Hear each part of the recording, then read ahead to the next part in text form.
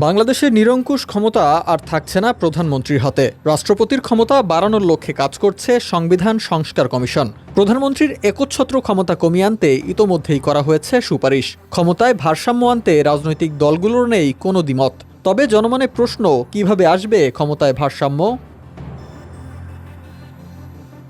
ক্ষমতার ভারসাম্য আনতে ঠিক কী উপায় অবলম্বন করা হবে সে ব্যাপারে এখনও আলোচনা শুরু করেনি সরকার। সংশ্লিষ্ট সূত্র জানাচ্ছে, সংস্কার কমিশনগুলোর সুপারিশ নিয়ে ফেব্রুয়ারিতে রাজনৈতিক দলগুলোর সঙ্গে সংলাপে বসতে চাচ্ছে অন্তর্বর্তী সরকার। সেখানে আলোচনা করে এর উপায় বের করার চেষ্টা করা হবে।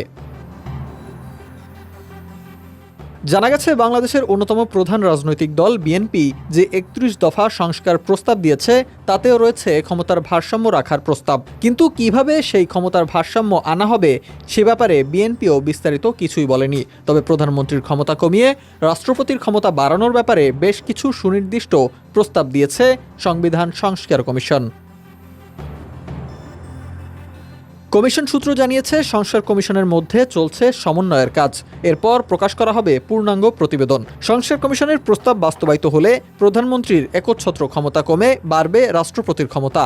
এ প্রসঙ্গে অবসরপ্রাপ্ত বিচারপতি এম মতিন জানিয়েছেন, নিরঙ্কুশ ক্ষমতা যাতে প্রধানমন্ত্রীর হাতে না থাকে সে ব্যবস্থা করা উচিত। এ ধরনের প্রস্তাব ইতিবাচক। বর্তমান সংবিধানের ৪৮তম অনুচ্ছেদ বলছে, প্রধানমন্ত্রী ও প্রধান বিচারপতি নিয়োগ ছাড়া অন্য যে কোনো কাজে রাষ্ট্রপতিকে নিতে হয় প্রধানমন্ত্রীর পরামর্শ।